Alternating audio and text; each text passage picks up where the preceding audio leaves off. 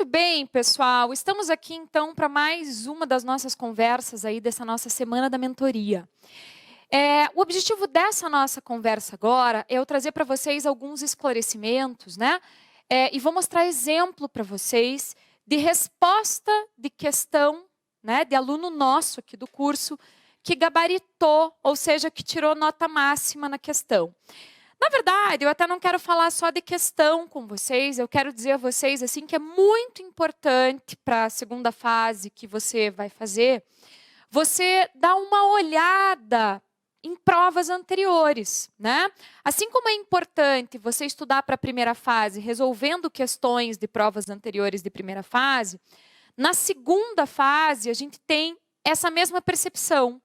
E aqui no jurídico, quando você está se preparando para a segunda fase conosco, a gente tem, inclusive, uma série de atividades que você, sendo nosso aluno, vai poder acessar as aulas, fazer peças em casa e questões em casa, né? Para quem faz o curso presencial, pode, inclusive, vir fazer no presencial, aqui os dias que tem os chamados simulados, né?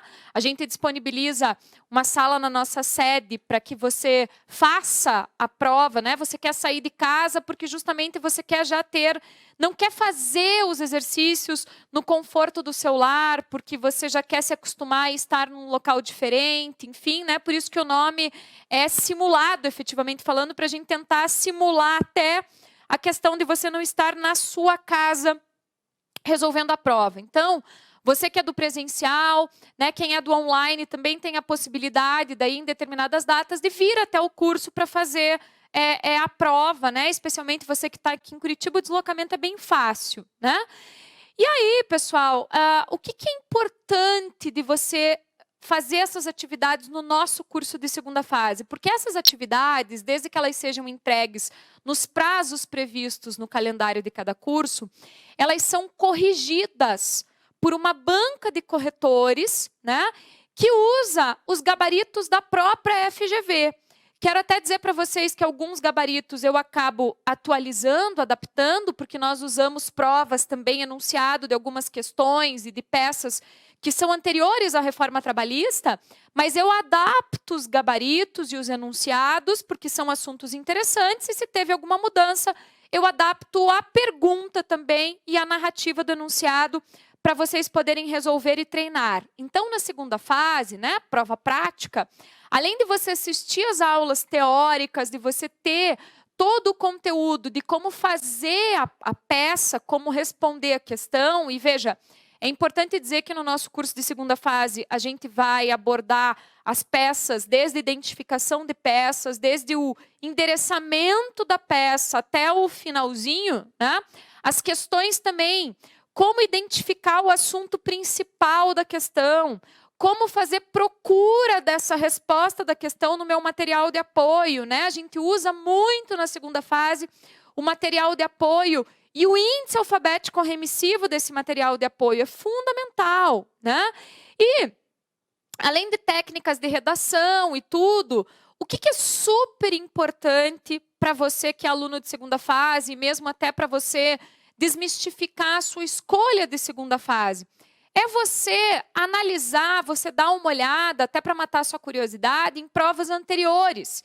E você vai perceber, por exemplo, que a prova, especialmente a prova de trabalho e processo do trabalho, que são as minhas áreas no curso, né? Direito material e processual do trabalho, o quanto não tem nada de segredo, não tem nenhum bicho de 7 cabeças, vamos dizer assim, na prova aí de direito e processo do trabalho, ainda mais na segunda fase que você está com material de consulta na mão, né? É muito comum os alunos depois relatarem: nossa, eu lembrava já do raciocínio jurídico, eu só precisei procurar o fundamento, a súmula, o número do artigo, da OJ, enfim, para colocar na prova. Então, eu escolhi aqui, né, eu tive acesso com uma ex-aluna nossa, não vou colocar aí, né, nomes para vocês, mas eu tive acesso a respostas que ela gabaritou no 28º exame de ordem, tá? Então, eu vou usar a prova e o gabarito definitivo que estão lá no site. Isso é super importante, pessoal, porque a FGV facilita a nossa vida nesse ponto, porque se você for procurar, as provas anteriores com os gabaritos estão lá no site da FGV. Então, para você estudar, para você treinar, né, fica muito importante que você acesse o site da FGV para ver esses materiais das provas anteriores, né? Porque às vezes a gente fica pensando, puxa, mas onde é que será que eu podia ver uma prova no site da FGV tem. Jogue lá no Google, né? FGV OAB, e aí você vai ter acesso às provas que a FGV já aplicou. Pelo menos é legal você dar uma olhada nas 4, 5 últimas, pelo menos, para você ter uma noção aí de como é que é a prova da segunda fase, tá? Então, eu vou para a tela aqui com vocês, porque eu quero mostrar para vocês como é que essa prova aparece. Então, ó, eu nem mexi, pessoal, isso aqui é o caderno de provas, né, o gabarito definitivo, padrão de resposta definitivo de direito do trabalho, do 28º exame de ordem, que você encontra lá no site da FGV. Então, veja, aqui está o enunciado da peça, né? O que eu quero chamar a atenção até para vocês no enunciado dessa peça aqui, na verdade, que é uma regra geral que aparece em todos os enunciados de peça, tá? O que eu quero chamar a atenção de vocês é isso aqui, ó. Primeiro, na sua prova vai dizer, né, que você tem que elaborar a peça processual adequada aos interesses do seu cliente, né? E que, opa, eu usei aqui uma caneta que eu apago. Que eu deixo eu deixar a espessura da caneta mais fina aqui. Muito bem. Então, o que vai acontecer aqui, ó? Diz que é para você elaborar a peça processual, né, que é adequada a defender os interesses do seu cliente, que vale 5 pontos a peça, né? Não tem arredondamento, certo? Vocês vão ver no gabarito que a gente tem as notas quebradas certinhas para o que você fizer, tá? E olha que interessante. A peça deve abranger todos os fundamentos de direito que possam ser utilizados para dar respaldo à pretensão, tá? A simples menção ou transcrição do dispositivo legal não confere pontuação. Então, o que é uma situação importante aqui? Uma situação importante é que você tem que ter aqui, ó, demonstrar para o examinador o raciocínio jurídico, tá? Mais, né, o número lá, por exemplo, do artigo de lei, da súmula, da OJ, né, que fundamenta esse teu raciocínio. E o que eu quero chamar a tua atenção, né, e que eu sempre explico aqui para os alunos da nossa segunda fase. Quando você está acertando o raciocínio, e se por acaso você não colocar ou errar o número do artigo, você tem nota parcial, porque para o exame de ordem o que mais importa é o raciocínio jurídico. Se você errar o raciocínio e acertar o número do artigo da súmula da OJ, você tem nota atribuída, pessoal? Não, né? Por quê? Porque para o examinador, no exame de ordem, então, o mais importante é você acertar o raciocínio jurídico. Então, às vezes acontece isso. O candidato acerta o raciocínio jurídico porque ele não está achando lá no índice alfabético remissivo o número do artigo de lei da súmula da OJ, mas ele sabe o raciocínio. Então, ele declina, ele escreve o raciocínio jurídico da resposta lá e não coloca o artigo, a lei, a súmula. Ele tem nota parcial? Tem. E vocês vão ver no gabarito comigo, inclusive na sequência aqui, que a maior nota, pessoal, é para o raciocínio, né?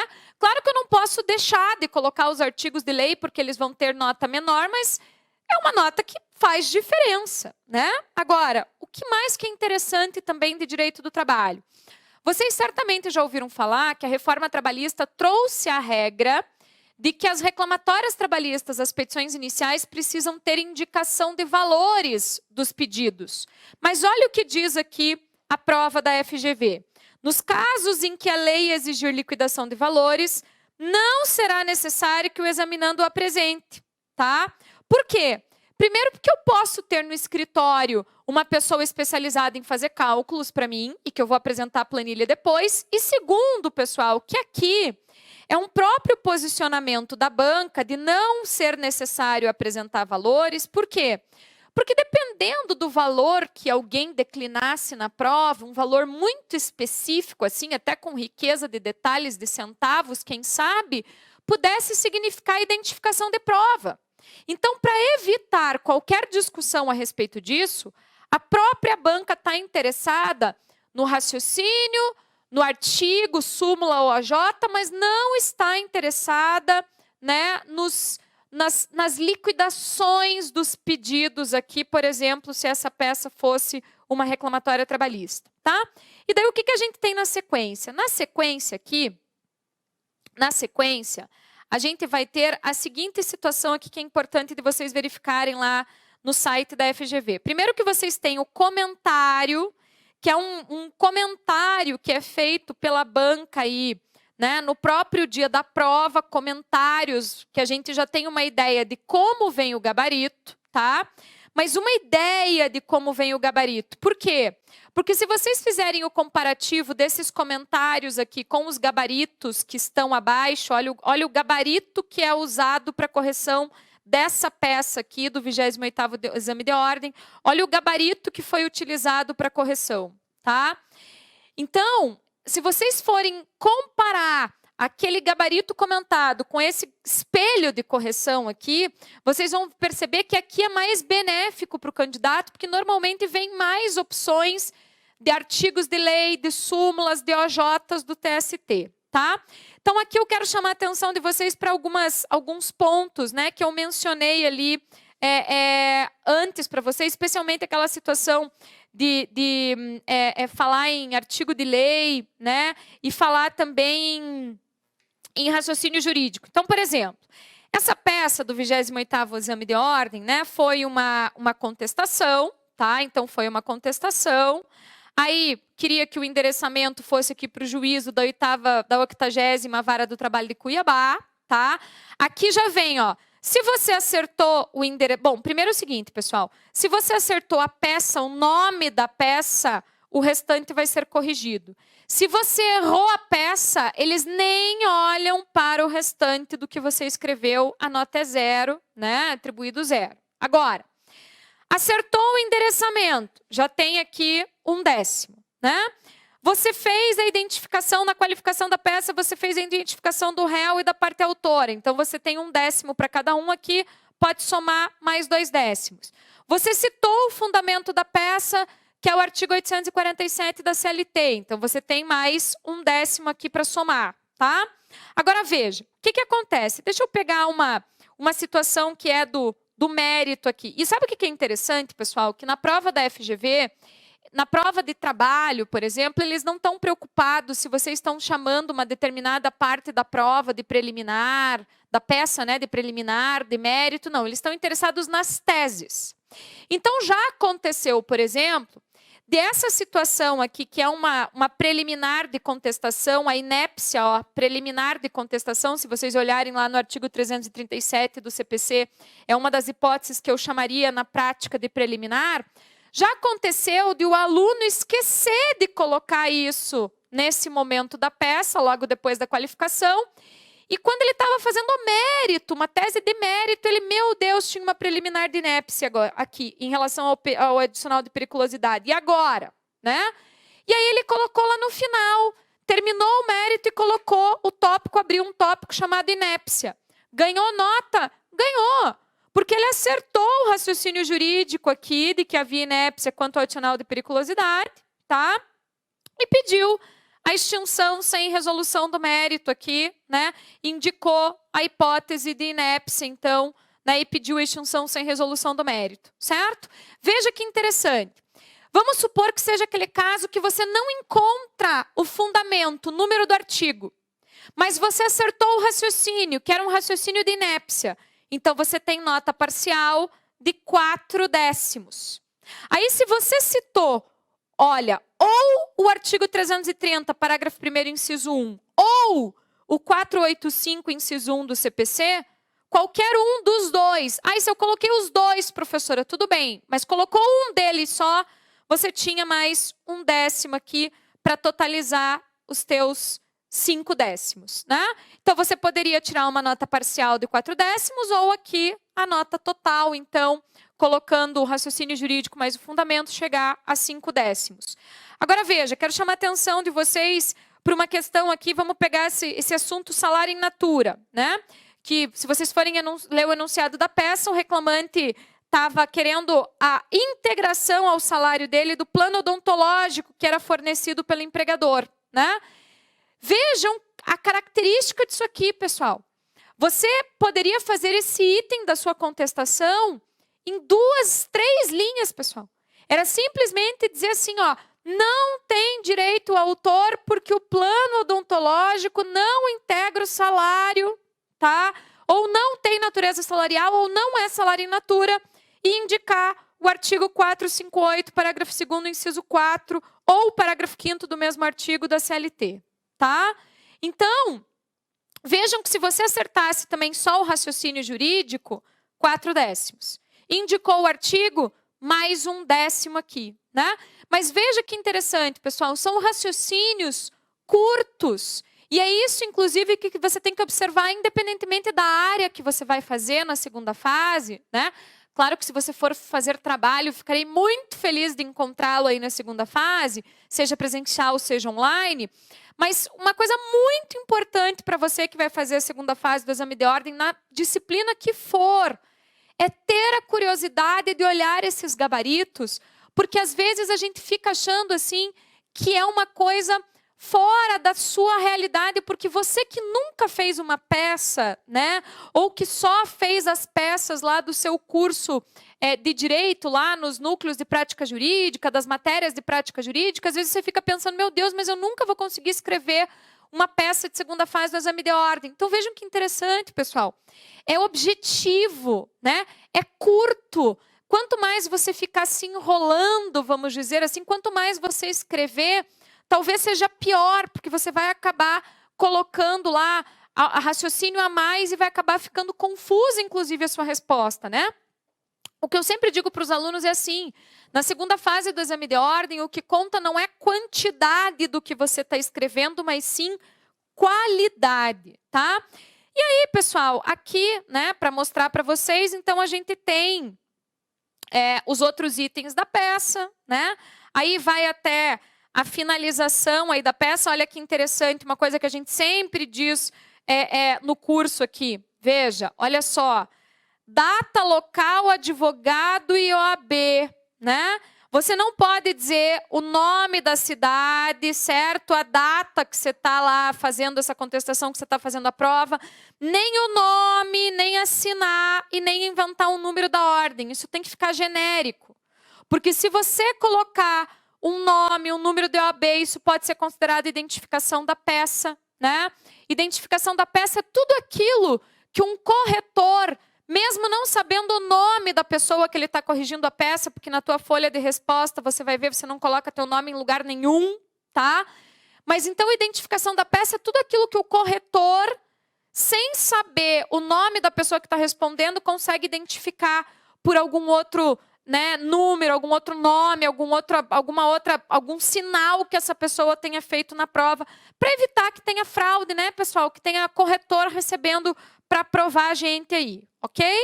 Vejam, agora o que eu quero mostrar para vocês é um exemplo real, né, de uma pessoa. Eu vou pegar aqui a questão 2 e a questão 4 dessa prova para mostrar para vocês. Então, olha só. A questão 2 dessa prova tinha esse enunciado, né? Então, tá aí na tela para vocês. Carlos, como dirigente sindical, vinha representando ativamente os empregados de uma sociedade empresária na unidade situada em Porto Alegre, Rio Grande do Sul. No entanto, para sua surpresa, recebeu um comunicado da empresa determinando sua transferência para a unidade de Porto Velho, Rondônia. No comunicado constava que a empresa pagaria apenas o transporte de ida e volta, bem como a moradia em hotel local. O trabalho em Rondônia duraria cerca de 6 meses e seriam mantidos o mesmo salário e a mesma composição remuneratória que ele recebia em Porto Alegre. A mudança deveria ocorrer em 15 dias. Carlos procura você, como advogado, para uma consulta, né? E veja, como a gente está fazendo a prova da OAB, normalmente é isso aqui que eles querem que você seja mesmo, que você haja como advogado, ou do autor, ou do réu, que você dê a solução para o teu cliente, Ou ainda eles vão apresentar um caso que já teve uma decisão judicial e vão querer que você diga se aquele posicionamento do juiz está correto ou não está correto, você advogando por uma das partes, tá? E aí diz que é o Carlos, então o trabalhador que procura você para uma consulta. E observando o texto da CLT, então aqui é interessante também, porque normalmente a prova de segunda fase ela vem dizendo assim, texto da lei, texto da CLT. Então ela já te dá uma dica de que muito provavelmente, eu diria 95% da resposta que você precisa está na CLT. Ou seja, você não precisa nem abrir súmula OJ do TST. Não. Assim como quando ela cobra entendimento do TST, ela vem falando entendimento consolidado do TST e na lei. Então já te dá a dica também de que possivelmente você vai precisar consultar aí súmulas e OJs do TST para responder. Aí aqui ele está perguntando assim, ó, que medida judicial prevista expressamente na CLT deverá ser adotada a fim de imediatamente evitar a transferência de Carlos Fundamente?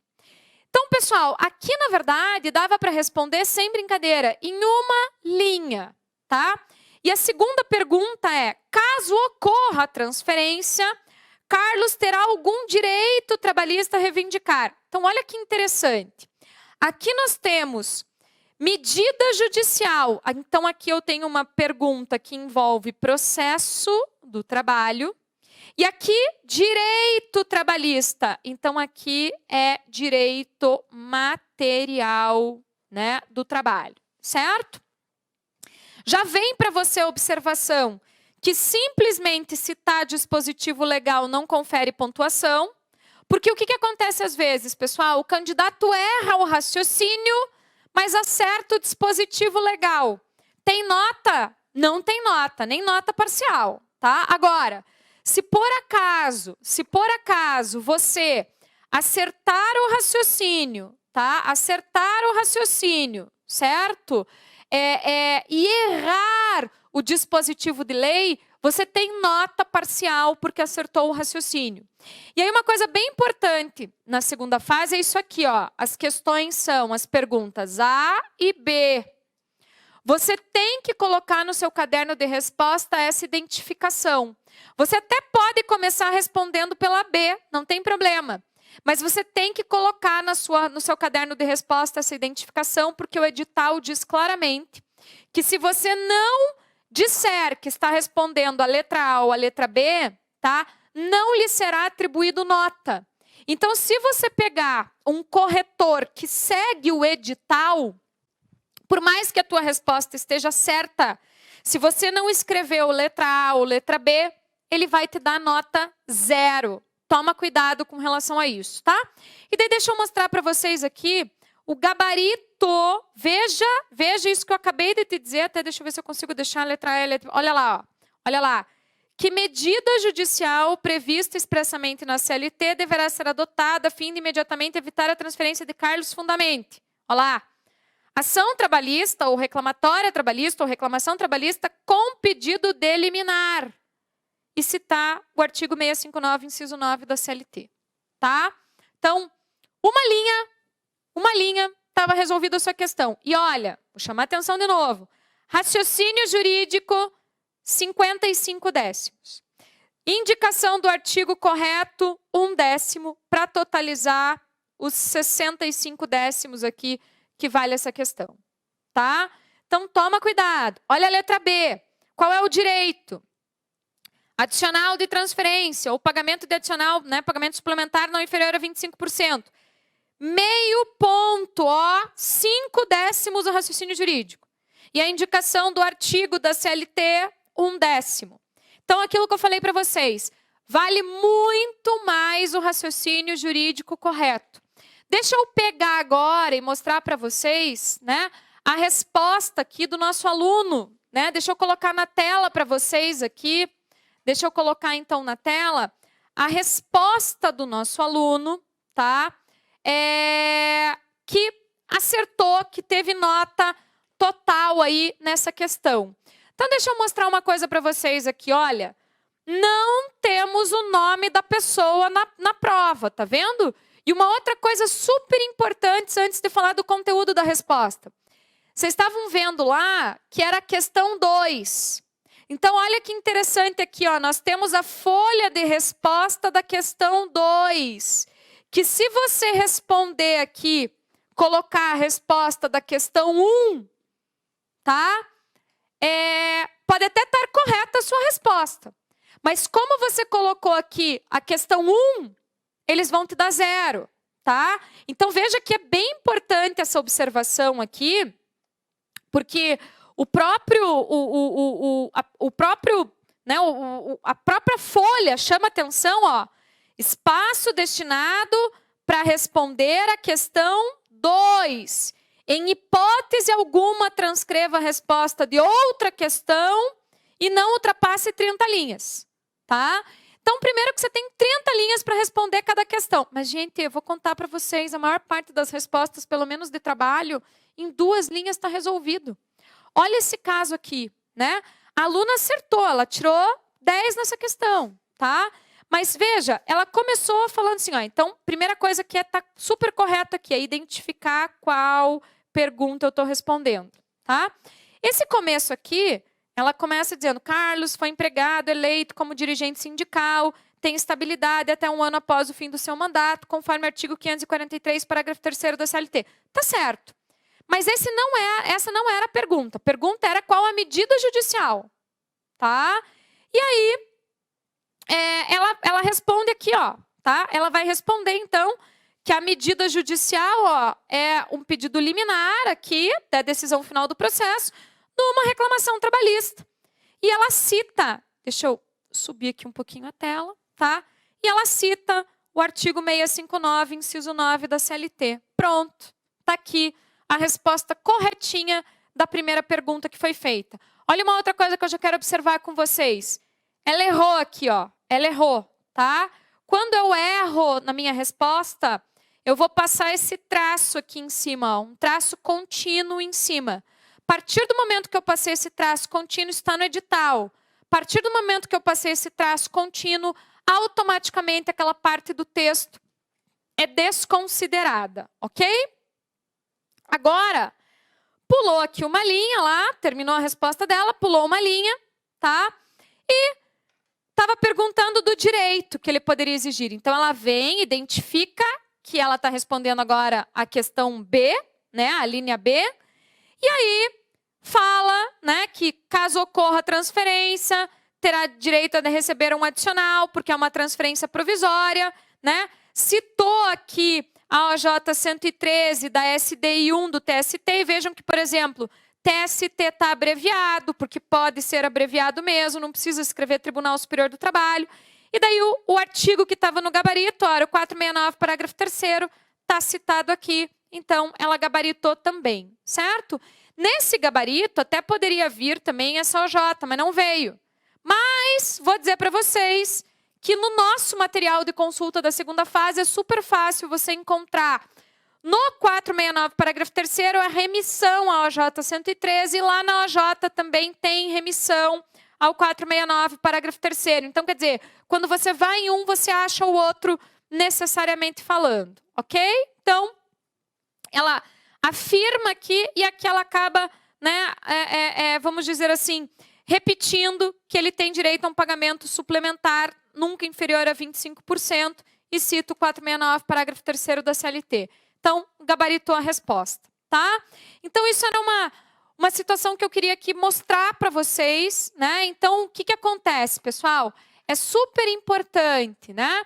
Você analisar, sim, esses gabaritos de provas anteriores para você perceber que, de novo, não é quantidade do que você escreve, né? Essa questão que eu mostrei para vocês, o candidato podia ter respondido a primeira pergunta lá em uma linha e a segunda pergunta em uma linha e meia, e teria a nota integral da questão, ok? Então, fica aqui essa dica para vocês, né? Sim, deem uma olhada nas provas anteriores, e tenho certeza que nesse caso de trabalho aqui, fora essa pergunta da reclamatória trabalhista com pedido liminar, que apesar de falar na primeira fase, eu repito muito com vocês isso na segunda fase, essa questão do adicional de transferência, Com certeza, você que está assistindo aí, mesmo que não esteja estudando para a segunda fase de trabalho agora, e mesmo que não tenha feito a prova da OAB ainda, está decidindo aí a área que vai fazer na segunda fase e tudo, tá? Você já tinha aí um clique de que poderia ser o adicional de transferência.